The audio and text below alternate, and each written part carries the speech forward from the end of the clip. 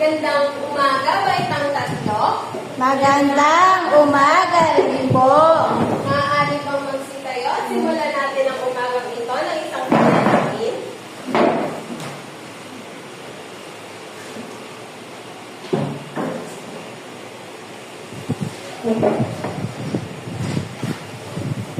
Jezabel, maaari mo bang paunahan ang ating panalangin? Mahal ng Ama, ng Anak, ng Espiritu Santo. Manaming sumasalamat ka sa mulay ng alam mo, ipasaamin ang ngalan mo, sundin ang loob mo, ito sa lupa natin sa kanya. Bigyan mo kami ngayon ang ating kakain sa araw-araw.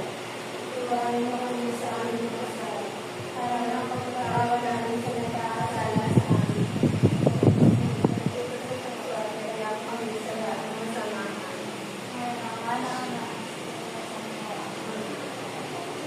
Kumain pa kayo ng almusal, mga bata? Opo! Gusto niyo bang sumayaw at kumanta ngayong umaga? Opo! Meron ako ditong awitin at ang gusto ko ay sumabay kayo sa ating tugtog.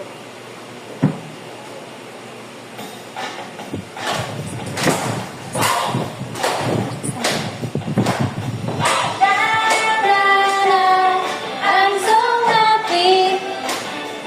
Oh, so happy. Sing with me.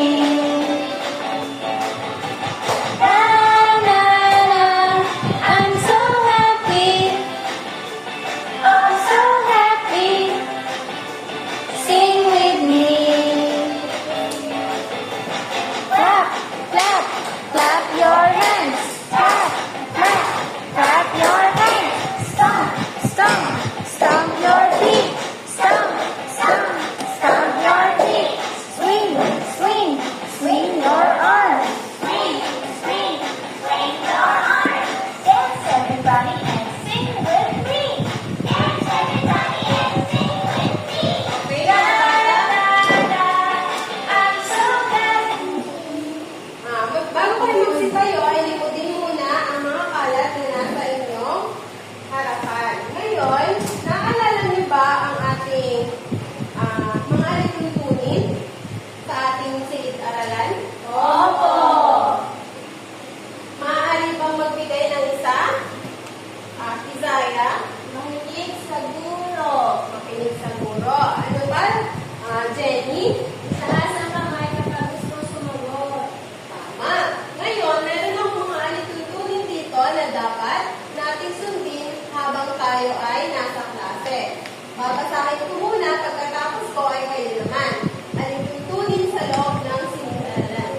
Alituntunin sa loob ng silid-aralan. Makinig sa guro. Makinig sa guro.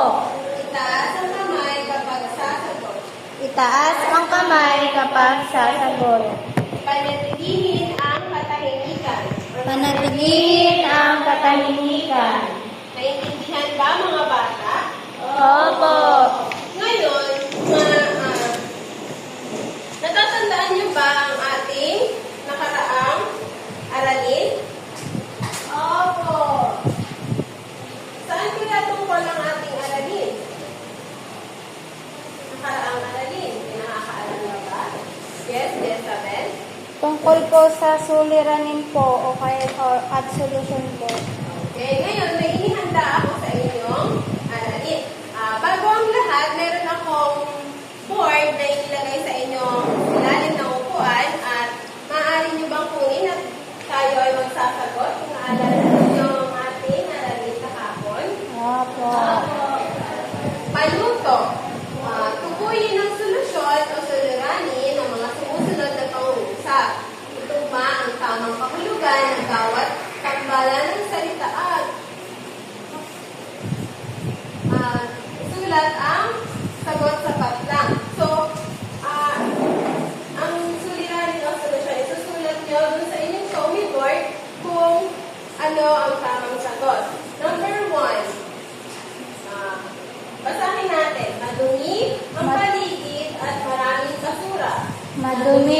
paligid at maraming basura.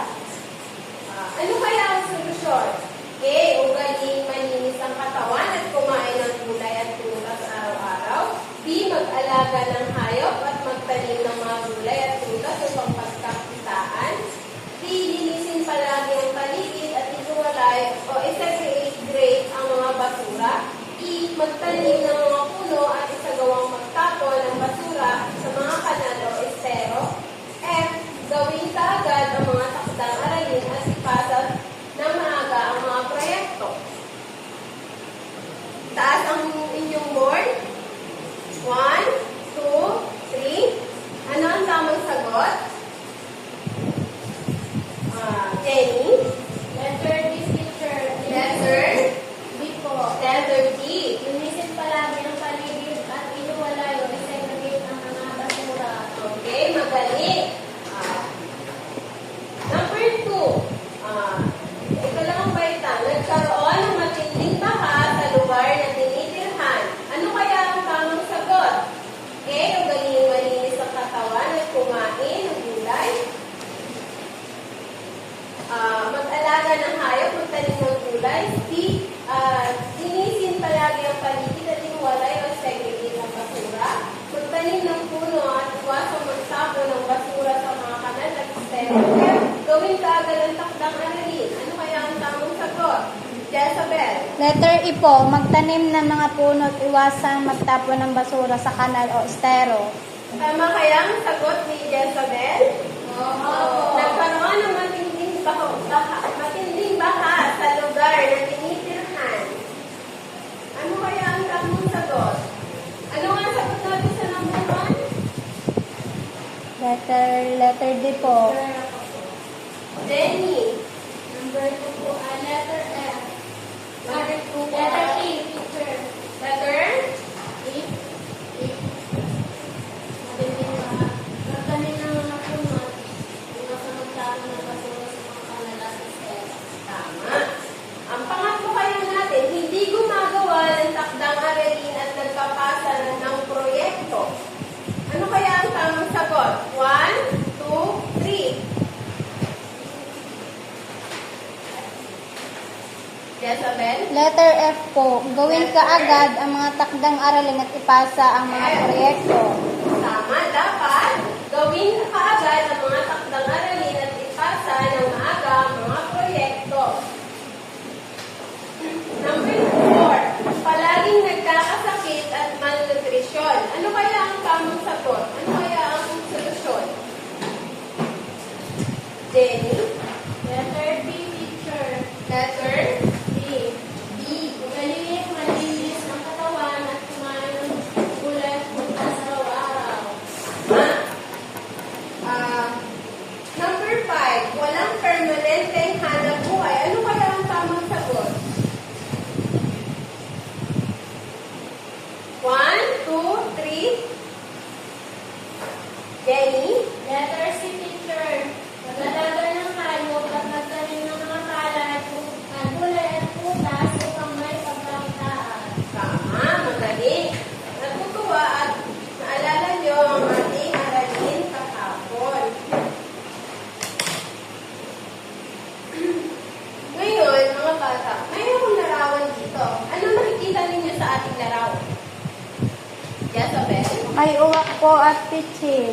May uwak at pitsil. Ano kaya ang ginagawa ng uwak sa larawan?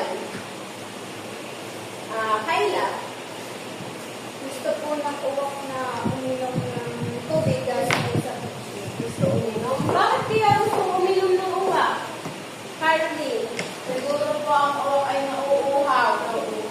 Kayo, pag nauuhaw ba kayo, umiinom kayo ng tubig? Apo. Bakit? Bakit kaya kailangan natin uminom ng tubig kapag tayo ay nauuhaw? Kayla? Para po hindi makaramdam ng sakit po. So, mahalaga ba ang pag-inom ng tubig? Ilang baso kaya? Oo, mahalaga. So, ilang baso kaya ang dapat nating inumin? Jenny? Walang baso. 8 baso. 8 baso ng tubig sa isang araw. So, dapat palagi uminom ng tubig 8 beses sa isang araw para tayo ay maging healthy at malusog para hindi tayo magkasakit. Ngayon, meron ako mga salita dito na matatalakay natin mamaya sa ating aralin.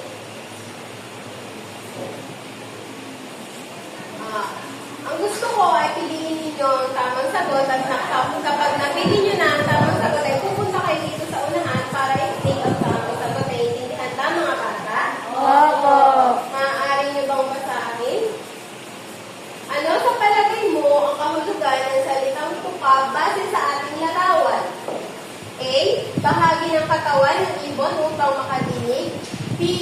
Ang matigas at matulis na bahagi ng bibig ng isang ibon. C. Wala sa nabanggit. Yes, Jezabel? Letter B po. Matigas at matulis na bahagi ng bibig ng isang ibon. Letter B. Maaari ka bang pumunta sa unahan? Okay, tama. Letter B. Ang tuka ay isang parte ng ibon na Matulis. matulis. Number 2. Maaari mo bang basahin, Jenny? Mabitid ang daan papunta sa bahay ni Laona at hindi makapasok ang kanilang sasakyan. Kaya naman naglakad na lamang sila dahil masikip para sa sasakyan ang daan. Ano kaya ang ibig sabihin ng salitang makitid base sa iyong nabasa? Letter A po, masikip. Okay, maaari mo bang pumunta dito sa unahan?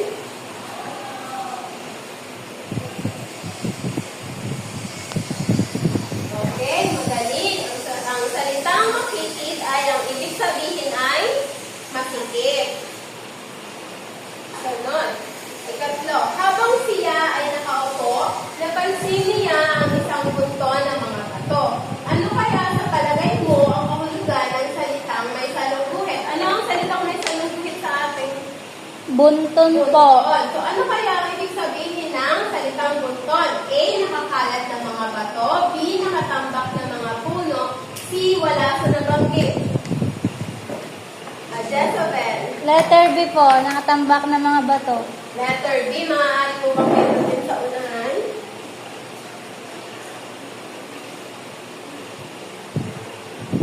Magaling. So, ngayon, mayroon akong isang kwento dito.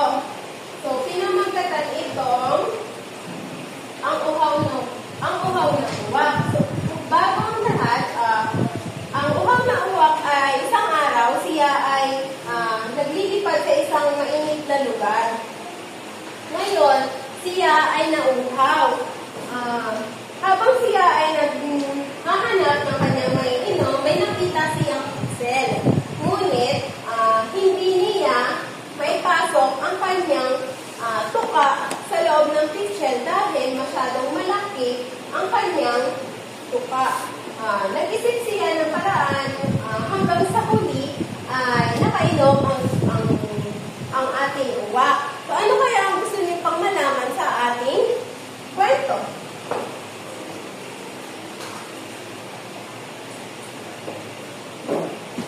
Kayla?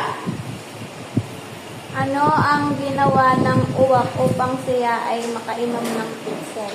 Ano ang ginawa? Maaari mo pang isulat dito sa unahan?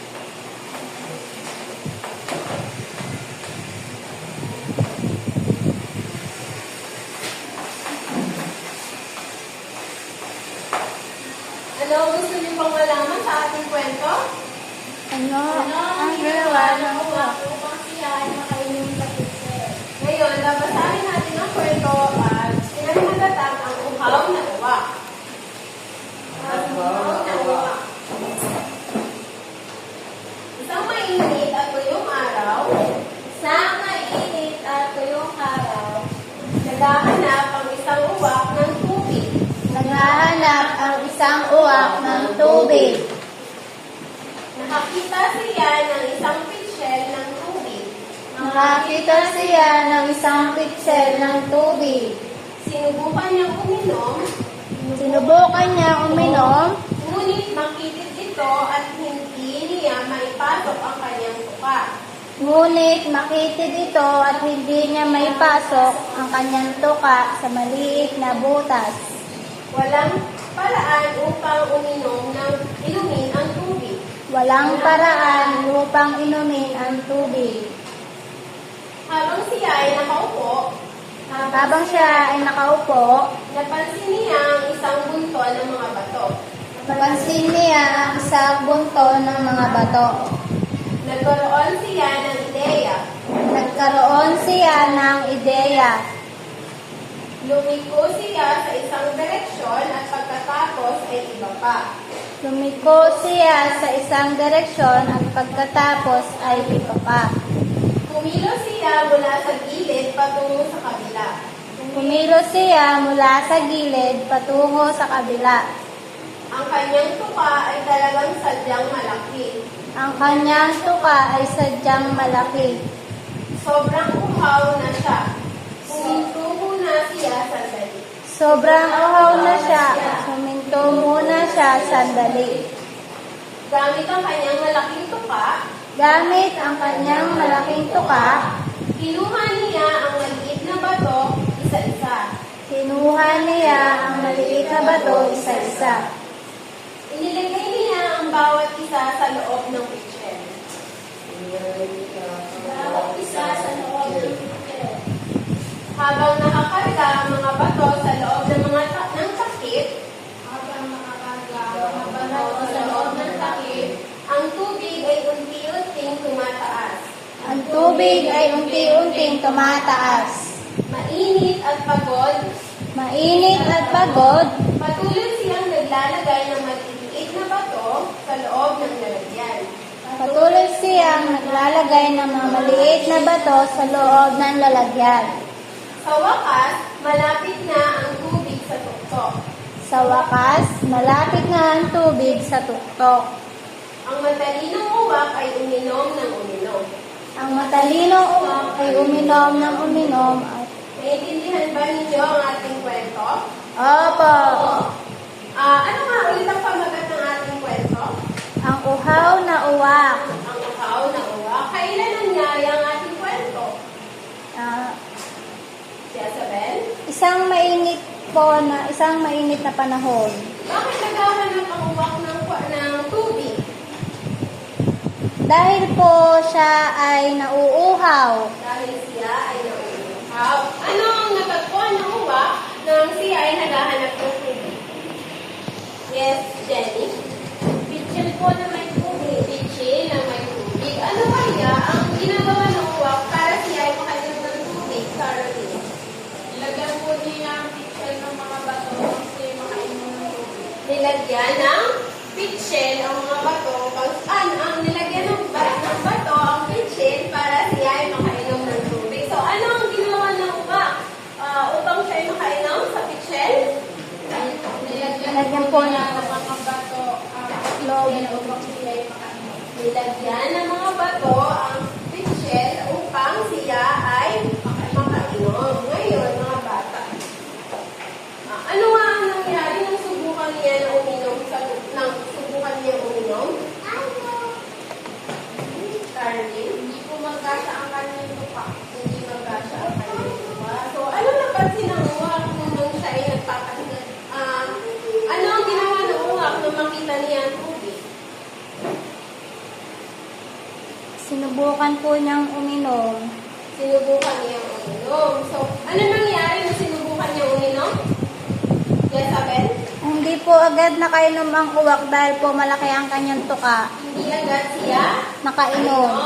So, ano napansin ng uwak nang siya ay magpahinga? Jenny? Isang bunto ng ng bato. Isang buntol ng mga bato. So, anong ginawa ng uwak sa mga bato na nakita niya? Caroline? Nilagay po niya ito sa pitcher. Inilagay niya sa pitchel.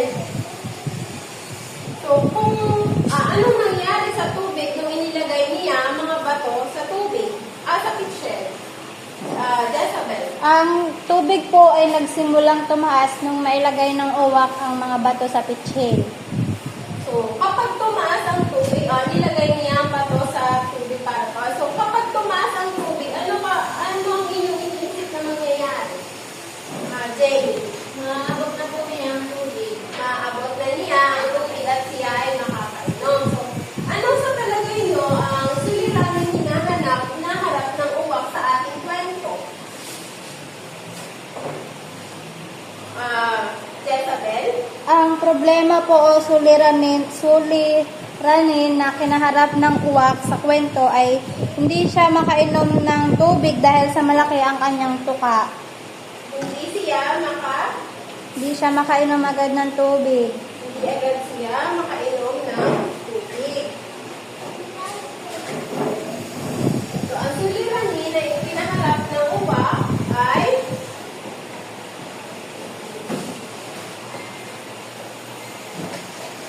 maaari mo bang ilagay din sa ating unahan dyan? Ano sige mo pasabitan?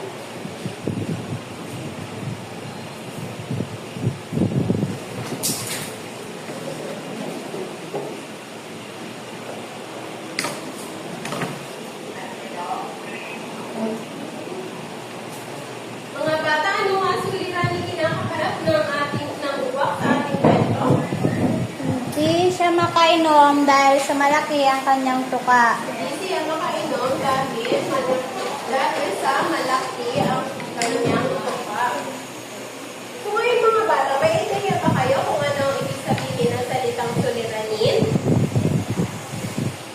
Opo. So ano ang ibig sabihin ng suliranin? Ano ang ibig sabihin ng suliranin? Ang suliranin po ay isang problema na kailangan solusyonan o lutasin. Maaaring mo bang ulitin ang sagot ni Jezabel, Caroline? Ang suliranin po ay problema o kailangan solusyonan o lutasin. So, paano na-resolve ng uwak ang problemang iyon? Kayla? Paano niya na-resolve or solusyonan ang suliranin ng ating uwak? Napansin niya po ang mga bato at nilagay niya ang mga ito sa pitchel. Ano kaya sa tingin mo ang tawag sa aksyon na ginawa ng uwak para malutas ang problemang iyon? Solusyon po. Solusyon. Ngayon, anong solusyon ang ginawa ng ating uwak? Nilagyan po niya ng Jezabel? nilagyan po niya ng bato yung pitchel para po siya ay makainom ng tubig. Nilagyan niya ng bato. Jenny, maaari mo bang ilagay dito sa unahan sa kasagutan ni Jezabel?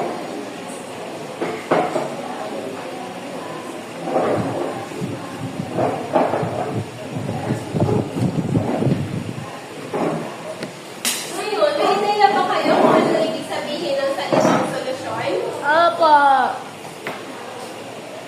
Jezabel, ano ibig sabihin ng salitang solusyon? Ang solusyon po ay isang paraan na ginagamit o ginagawa upang malutas o masolusyonan ng isang suliranin o problema. Tisha, maaari mo bang ulitin ang sinasagot ni Jezabel? Ang solusyon ay isang paraan na ginagamit o ginagawa upang malutas o masolusyonan ang isang suliranin o problema.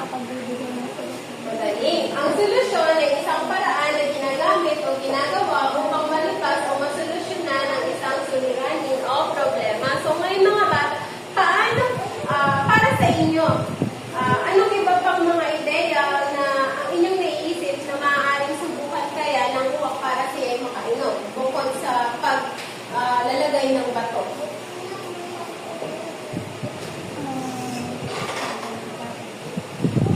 Maaaring subukan ng uwak.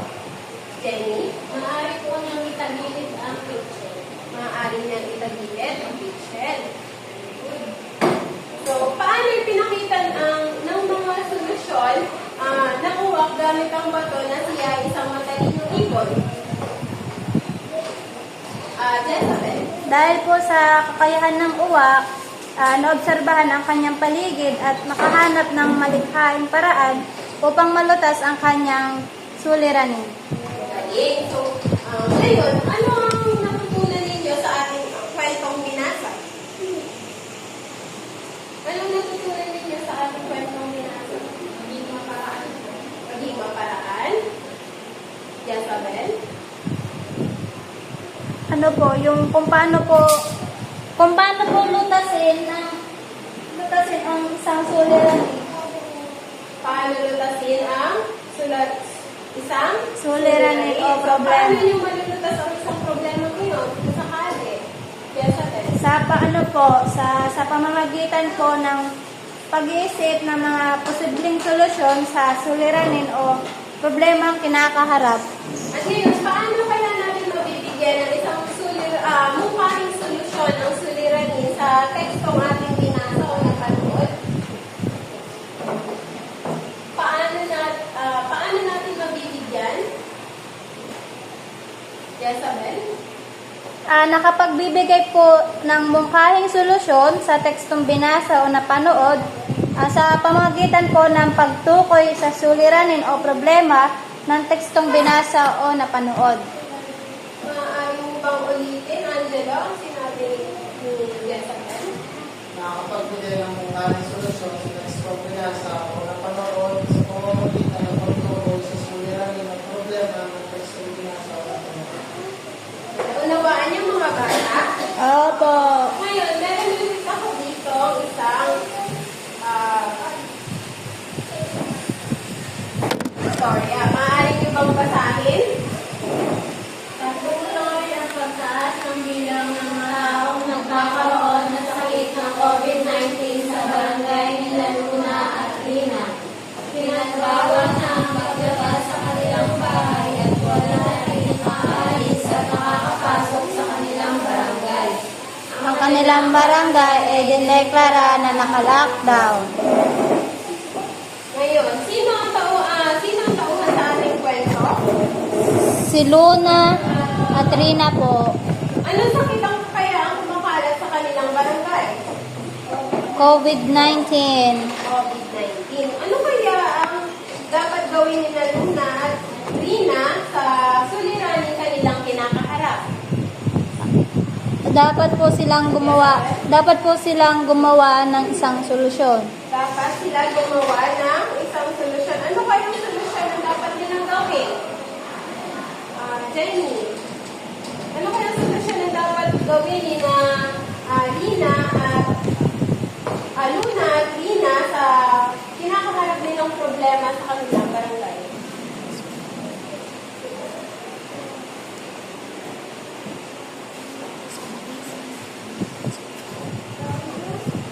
Ano kaya ang posibleng solusyon? Palagi pong magsuot ng face mask at huwag lumabas ng bahay niyo. Palaging magsuot ng face mask. O ngayon mga bata, ano nga ulit ang ibig sabihin ng salitang suliranin? Ang suliranin po ay ang problemang kailangan solusyonan o lutasin.